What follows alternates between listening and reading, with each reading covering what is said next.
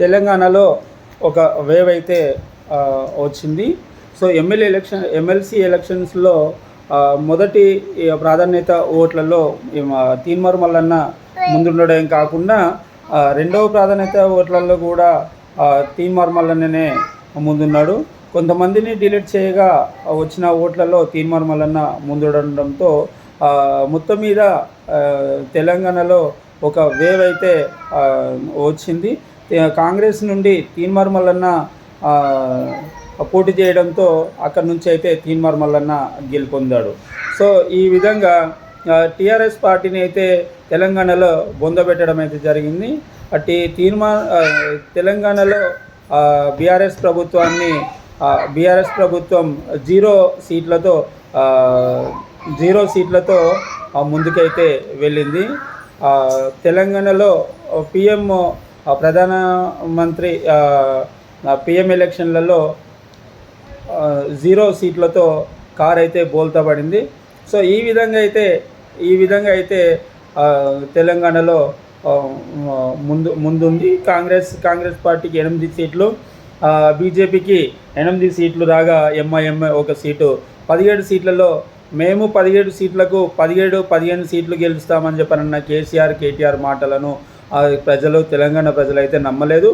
So 2 పర్యాయాలు తెలంగాణలో సీఎంగా ప్రభుత్వాన్ని నడిపించిన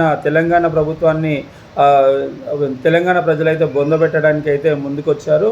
సో వారికైతే ఎలక్షన్లో 17 సీట్లకు 0 సీట్లతో ముందుకెళ్తున్న తెలంగాణ ప్రభుత్వం మాత్రం ఇప్పటి వరకు వారు మీడియా ముందుకొచ్చి తెలంగాణలో హరీష్ రావు, కేటీఆర్ అయితే మాట్లాడుతూ ఇప్పటికీ మేము మంచి చేసాం, 2 పర్యాయాలు తెలంగాణ ప్రజలు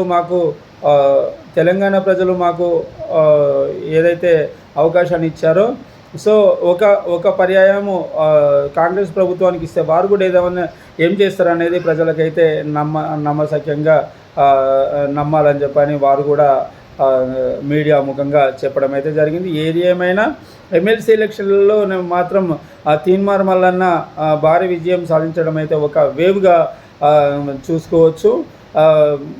ఏదైతే తీన్మార్ మల్లన్న కేసీఆర్ ప్రభుత్వం పైన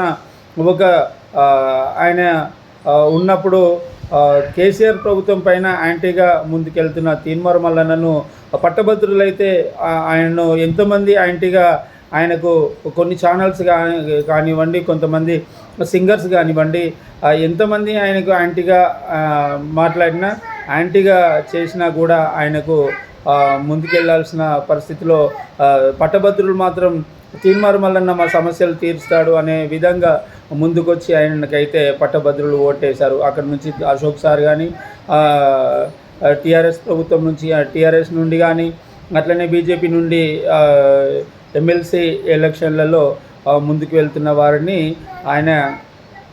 వారు ఎవరిని నమ్మలేదు. మొత్తం మీద తీన్మార్ మల్లన్నకే పట్టభద్రుల ఓట్లు వేసి తీన్మార్ మల్లన్న అయితే గెలిపించడం జరిగింది. ఏదేమైనా తెలంగాణలో ఒక టీఆర్ఎస్ను బొందబెట్టడం అయితే జరిగింది. దీనిలో 0 సీట్లతో ఈ కారును అయితే ఓడగొట్టడం జరిగింది. ఈ విధంగా అయితే తెలంగాణలో ఒక వేవ్ ప్రకటించడం జరిగింది.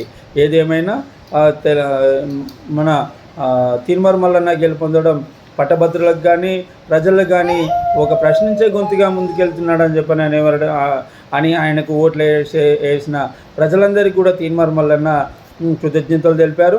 సో ఆయన మీద పెట్టుకున్న నమ్మకాన్ని కూడా ఆయన బొమ్మ చేయనని చెప్పని కూడా ప్రతిసారి ఆయన మీడియా ముఖంగా చెప్తున్న తీన్మార్ మల్లన్న కూడా ఇప్పటికైనా ప్రజలకు న్యాయం చేయాలని చెప్పని కూడా మేము కూడా అదే విధంగా అంటున్నాము. సౌజన్య, థ్యాంక్ యూ.